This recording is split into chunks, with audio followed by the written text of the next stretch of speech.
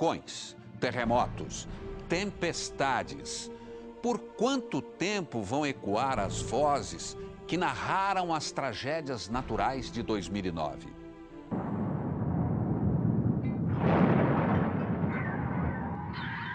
Raios em dobro, uma enxurrada atrás da outra.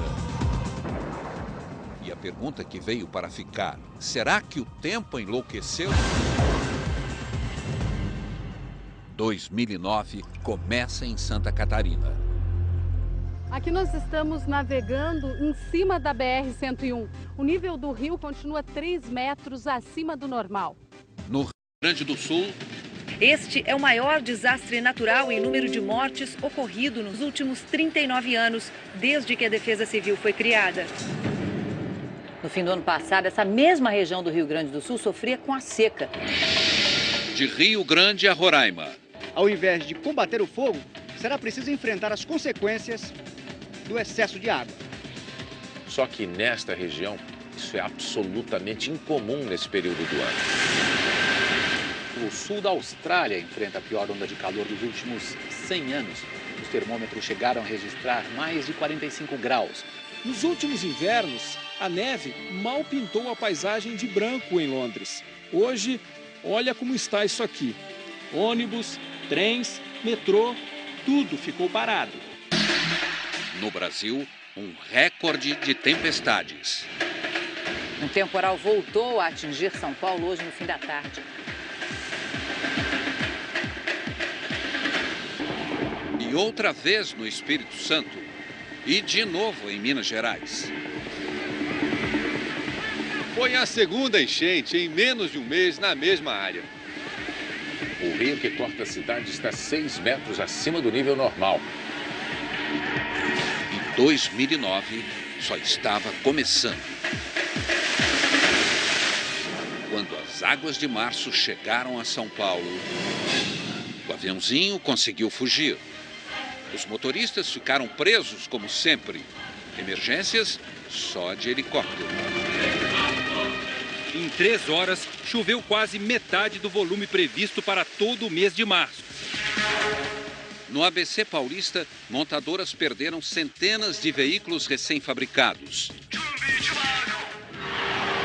E mais um tornado varreu Santa Catarina a 125 km por hora, enquanto o Sudeste derretia de calor às vésperas do inverno. Hoje os termômetros chegaram de novo a 38 graus.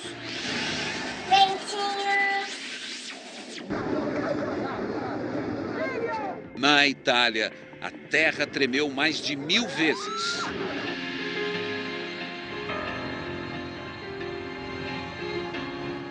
Foi o mais forte terremoto na Itália desde 1980. O mundo chorou a perda de 307 vidas e suspirou de espanto com a italiana de 98 anos que ficou 2 dias soterrada. Ela disse que fez tricô para matar o tempo e pediu desculpas por aparecer na TV assim tão desarrumada. Milagre? Os 2 operários brasileiros passaram a crer. Limpavam janelas num arranha-céu de São Paulo quando a tempestade chegou. Sem tempo para voltar, ficaram uma vida batendo de um lado para o outro.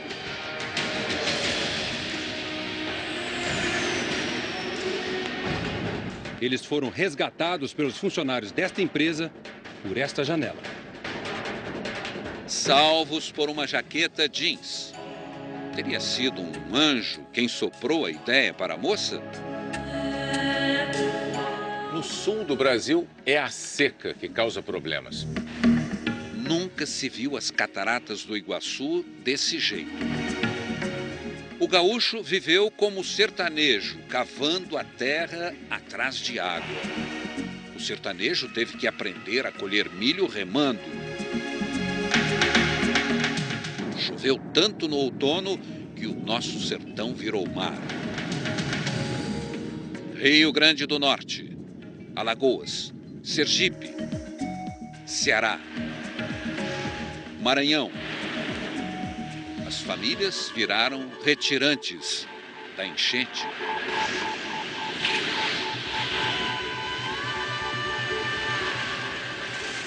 Todos os estados do Nordeste debaixo d'água. O exército trabalhou como na guerra para levar comida, água e remédios aos lugares isolados. A enchente no Maranhão foi a pior dos últimos 30 anos. O Piauí também nunca viu nada igual, sem estradas, com a capital alagada. E a barragem de Algodões não suportou a pressão. Quando a barragem explodiu, 52 milhões de litros d'água vazaram. Sobrou um cenário que só tínhamos visto depois das ondas gigantes na Ásia. O Nordeste e toda a região Norte. Até a floresta virou mar. O rio agora passa por dentro da igreja.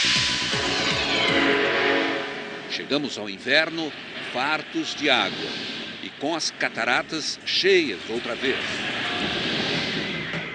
Na Ásia, terremotos, alertas de tsunamis, tufões devastadores.